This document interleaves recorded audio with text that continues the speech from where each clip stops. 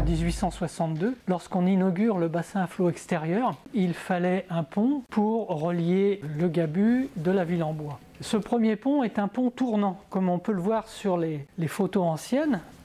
Un pont tournant qui va fonctionner très bien avec le trafic hippomobile au départ, puis avec des camions, progressivement se détériorer. Il se trouve qu'à Marseille, tout à fait opportunément, un pont levant de type Scherzer, c'est un mécanisme inventé par un Américain. Ce système de pont levant qui existe encore aujourd'hui, pas seulement à La Rochelle, il y en a une trentaine dans le monde à l'heure qu'il est. Marseille va se débarrasser de ce pont et donc La Rochelle va l'acheter d'occasion en fait, puisque ce pont a été construit en 1927 par la société Fivelil, donc il a une dizaine d'années, et donc il va être démonté à Marseille, il va être acheminé jusqu'à La Rochelle par la voie des mers. Il arrive en septembre 1935 et au mois de mai 1936, il est mis en service à la grande stupéfaction des Rochelais qui sont un peu impressionnés par ce monstre d'acier qui le compare, les Rochelais, on trouve dans un journal, à un pont-levis aussi imposant qu'aucun château n'en a jamais eu. Et depuis, ce pont répond aux attentes des usagers du port. Aujourd'hui, 10 novembre 2020, après plus d'un an de restauration, la circulation est rétablie sur le plus ancien pont de La Rochelle. Le sacrifice des usagers, privés du passage, était nécessaire pour leur sécurité. L'entreprise Verscheen a été choisie parmi 5 candidats au travers d'un appel d'offres. L'entreprise qui a réalisé les travaux. Nos ateliers de la Verscheen sont situés dans un coin qui va vous parler, c'est le Vercher sur Layon. Et donc pour l'anecdote, c'est les coteaux du Layon, tout le monde connaît ce petit vin blanc. L'origine de l'entreprise est née là il y a une quarantaine d'années, grâce au Layon sur lequel on a fait quelques ouvrages. Et notre raison d'être aujourd'hui, c'est de travailler sur les petites rivières, les fleuves et en bord de mer. Sur tout ouvrage qui a un rapport avec l'eau, donc porte d'écluse, passerelle, pont et pont mobile pour La Rochelle. À partir des plans d'origine, j'ai recréé la modélisation du plan en 3D. Le plan du pont, la compagnie Fivelil, date de 1927, toute la structure, avec les pièces qu'on a rechangées. Elles ont changé de couleur pour vraiment les différencier, plus des pièces qui se trouvent en dessous. Qui ne passaient pas au niveau d'un note de calcul, toutes ces pièces ont été changées. En septembre 2019, débute la préparation du chantier avec le montage de la passerelle piétonne provisoire.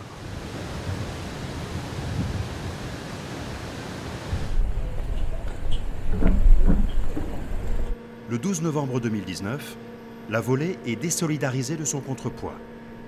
Elle est grutée et posée sur 4 supports, à proximité de 2 chevalets et du contrepoids restés à leur place.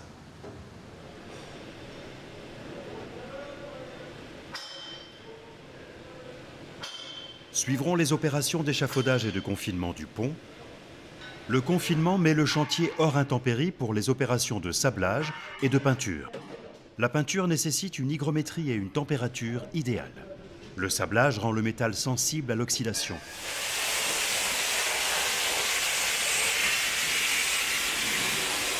Les travaux de restauration débutent par le sablage, une séquence longue de plusieurs mois, mais essentielle.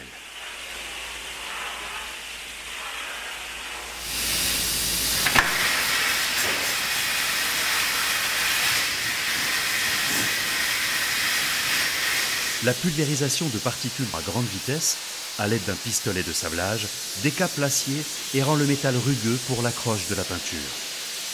Un pré-sablage met à nu les faiblesses de la structure. Plus de 5 tonnes d'acier ont dû être apportées en renfort.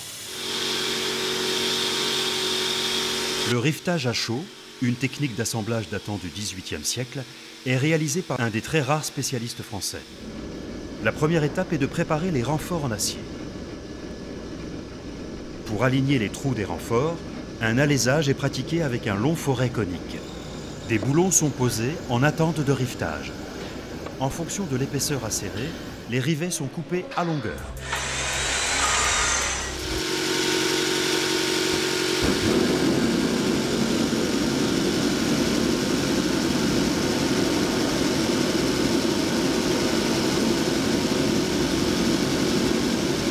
sont chauffées entre 900 et 1000 degrés.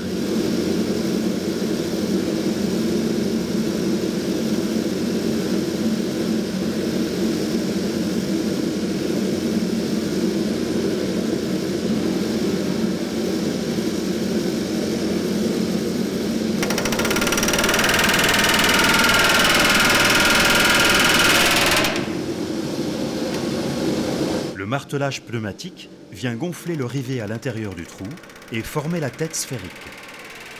En se refroidissant, le rivet se rétracte et plaque les pièces pour empêcher la rouille de pénétrer.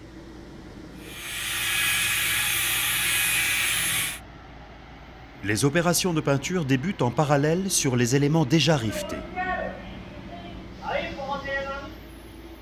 Première couche primaire, rouge. Une seconde couche, le même primaire, sauf qu'il a une couleur différente. Il est gris.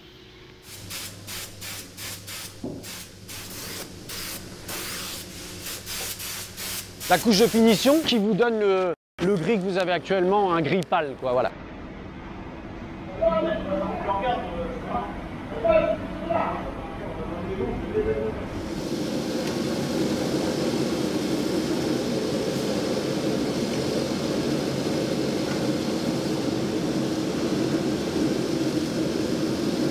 Un cordon vient parfaire l'étanchéité.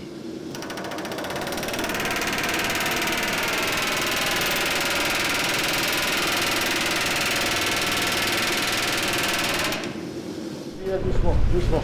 Attention! Le 24 septembre 2020 démarre l'opération de démontage de la structure de confinement.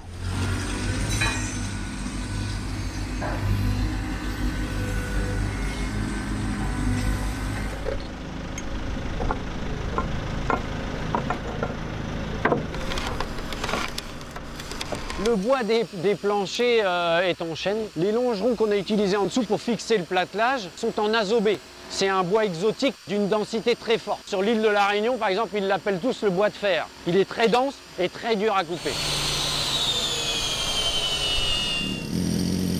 Les garde-corps ont été donc changés. Pour des raisons, c'est que ils commençaient à être abîmés. On est en site marin, donc forcément très agressif. Et puis pour une question de mise aux normes. Les opérations de restauration sont terminées. Le remontage du pont peut commencer. On a mis 2 grues en place, une grue de 160 tonnes côté médiathèque et une grue de 450 tonnes côté Gabu. La volée qui pèse 53 tonnes et le reste des éléments qui nous emmènent à 170 tonnes total.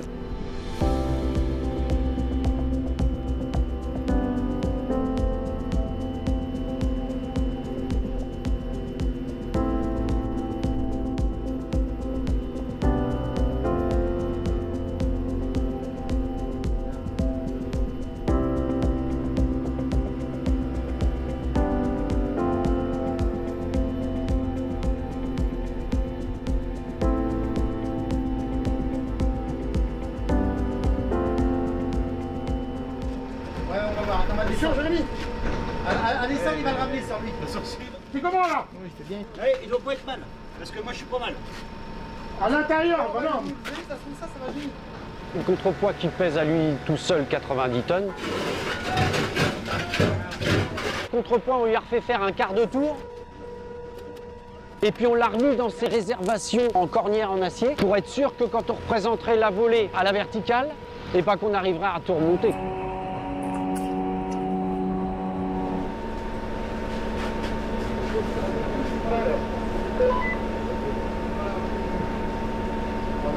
On touche là!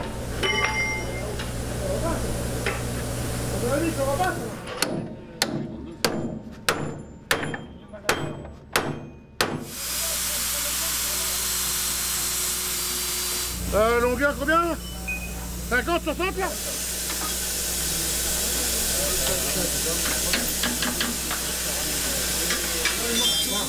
Ah, il manque celui-là là. Ouh.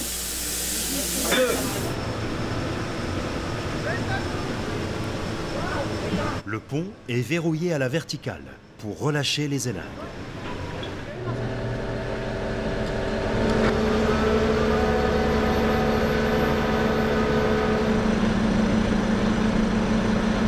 Les élingues sont larguées.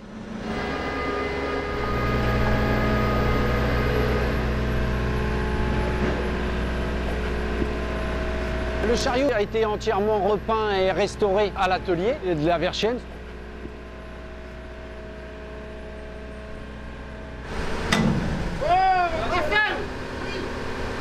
Écoute-moi, je vois pas là.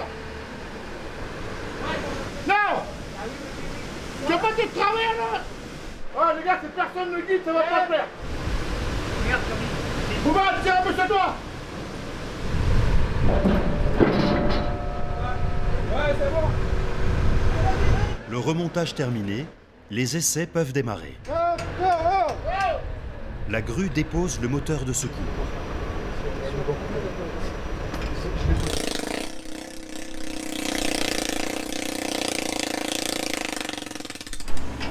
Le problème, c'est un équilibrage. Ça, dans le contrepoids, il y a des vides qu'on appelle des niches. Et c'est prévu pour justement lester ou délester le contrepoids. Qui est monté à une vitesse correcte, une descente à une vitesse correcte et que ce soit en sécurité. Et tout ça, il faut faire des essais, trouver le juste équilibre, trouver comment on va placer cet équilibre. On a pris un peu de temps pour faire ça correctement.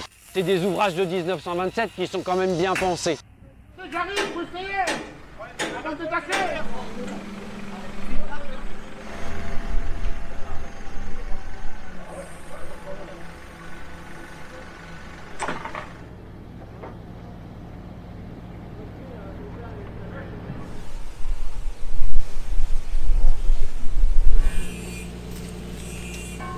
Le câble électrique d'alimentation du moteur principal est posé.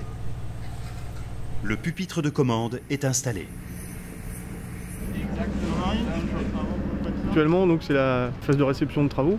Donc on s'assure que tout a bien été fait, que tout fonctionne bien. C'est en plus les essais du système en phase de levage.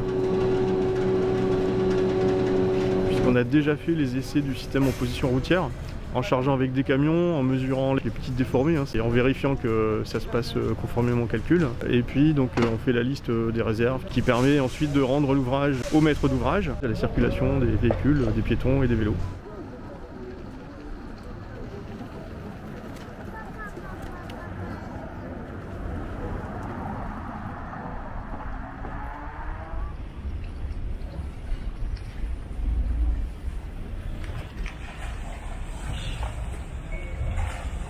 Le chantier s'est bien déroulé malgré le retard dû au Covid.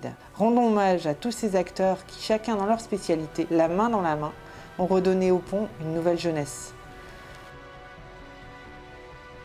Le pont du Gabu est une pièce remarquable du patrimoine portuaire rochelais. Pour cet ouvrage à la silhouette familière et bientôt centenaire, la ville avait décidé une restauration complète et profonde. Alors longue vie à ce pont chargé d'histoire.